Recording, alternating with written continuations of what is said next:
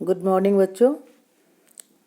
आज तुम्हें मैं हिंदी की क्लास में तुम्हारी किताब क्षितिज से चैप्टर नंबर 12 मेघ आए पढ़ाने जा रही हूँ। बच्चों, इस कविता के रचयिता हैं सर्वेश्वर दयाल सक्सेना।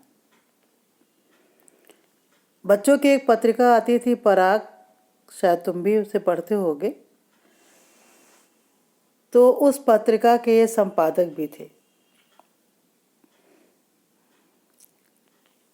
अभी जो आप कविता पढ़ने जा रहे हैं जिसका शीर्षक है मेघ आए, तो इस कविता में कवि ने मेघ का मानवीकरण किया है।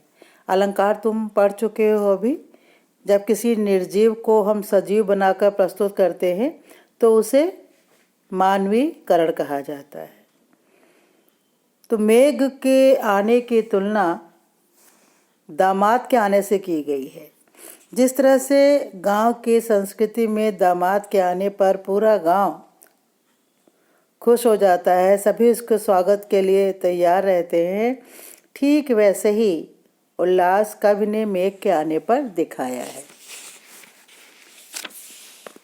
आकाश में बादल खूब बन संवर के अतिथि के समान आए हैं, जिनके आते ही हवाएं चलने लगी, घर की खिड़कियां दरवाजे खुलने लगे, पेड़ झुक झुक के उस अतिथि को देखने लगे। आंधी ने जो लहंगा पहना उसको उठा के भागने लगी, क्योंकि हवा के कारण लहंगे के कारण भाग नहीं पा रही थी। सुंदर नदी अपना घूंघट सरका कर जैसे ठिठक गई हो।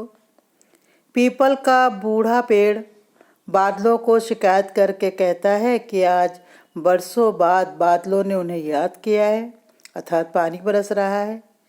लताएं किवाड़ की ओट में खड़े उस अतिथि को देख रही हैं। तालाब पानी से भरा हुआ प्रसन्न दिखाई दे रहा है। आकाश में बिजली चमकने लगी है और झरझर करते हुए वर्षा हो रही है। तो बच्चों, इस तरह से मेघ का मानकीकरण कवि के द्वारा किया गया है। मेघ आए बन ठन के सवर के, आगे आगे नाचती गाती बयार चली, दरवाजे खिड़कियां खुलने लगी गली गली, पाहुन जो आए हों गांव में शहर के, मेघ आए बड़े बन ठन के सवर के। पेड़ झुक झांकने लगे गर्दन उचकाए, आंधी चली धूल भागी घाघरा उठाए, बाकी चितवन उठा नदी ठिठकी घूंघट सरके, मेघ आए बड़े बन ठन के सवर के।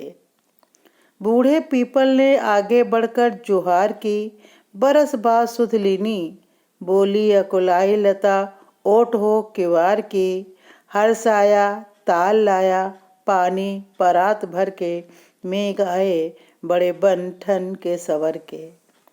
क्षितिज अटारी गहराई दामिनी दमकी, क्षमा करो गांठ खुल गई अब भरम की, बांध टूटा झरझर मिलन के अश्रु ढर के, मेघ आए बन ठन के सवर के। मेघ आए बड़े बन ठन के सवर के। कवि कहता है कि आकाश में बादल खूब सज धज के आ रहे हैं।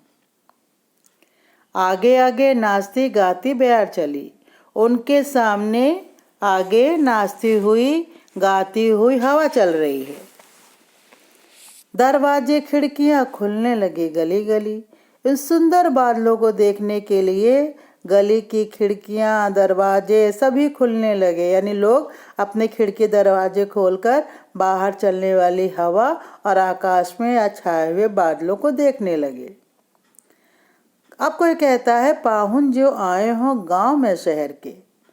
बादलों का आना देखकर ऐसे लग रहा था जैसे गांव में कोई शहर में रहने वाला दामाद आ गया हो। बादल उसी मेहमान के समान सज संवर के आए हैं और उनको देखने के लिए लोग अपने खिड़की दरवाजे खोल रहे हैं। तो बच्चों, कवि ने बादलों का बहुत सुंदर मानवीकरण इसमें किया है। पेड़ झुक झांकने लगे गर्दन उचकाए, आंधी चली धूल भागी घाघरा उठाए, बाकी चितवन उठा नदी ठिठकी घूंघट सरके, मेघ आए बड़े बन ठन के सवर के। कवि कहता है कि बादलों को सजा संवरा देखकर पेड़ गर्दन उठाकर उन्हें देखने लगे, अर्थात पेड़ हवा के तेज प्रवाह के कारण झुक गए।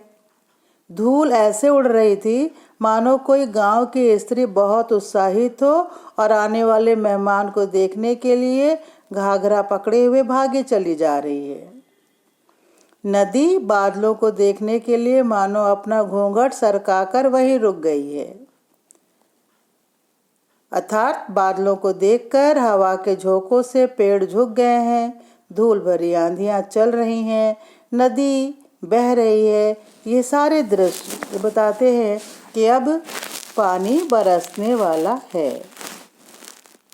बूढ़े पीपल ने आगे बढ़कर जुहार की, बरस बाद सुधलीनी बोली अकलाई लता ओठो किवार की, हर साया ताल लाया पानी परात भर के, मेघ आए बड़े बन ठन के सवर के। बादलों को देखकर बूढ़े पीपल ने आदर पूर्वक अभिवादन किया। घर में जब कोई बुजुर्ग होता है और जब कोई आता है तो सबसे पहले बुजुर्ग के पास ही जाता है। तो जो पीपल का पेड़ है उसको बहुत बुजुर्ग है, बड़ा है, तो वो बादलों के आने पर उसका स्वागत कर रहा है। दरवाजे का पल्ला उसके पीछे खड़ी हुई लता, यानी जो लता चढ़ी हुई है, क्रीपर है, बेल है, ऐसे लग रहा है वो भी शिकायत कर रही है कि हे बादल, तुम्हें साल भर के बाद हमारी याद आई। गांव का तालाब मेघ के स्वागत के लिए प्रसन्न होकर परात भर पानी लेके आया है। बच्चों, गांव में परंपरा थी, अभी भी है, कि जब कोई मेहमान आता है तो वो पानी का थाल होता है बड़ा, उसमें पानी भर के लाते हैं और आने वाले अतिथि के पैर रख कर के उसमें धोते हैं कि उनकी थकान दूर हो जाए। तुमने सुदामा चरित अगर पढ़ा होगा तो जब कृष्ण से मिलने के लिए सुदामा आए थे तो सुदामा के पैर को कृष्ण ने अपने हाथों से ऐसे ही पानी में का परात लेकर मंगवाया था और उसी से धोया था। तो गांव का तालाब ऐसा लग रहा है मानो अतिथि के पैर धोने के लिए कोई परात में पानी भर करके ले आया हो। बादलों के आने की खुशी सब तरफ दिखाई दे रही है।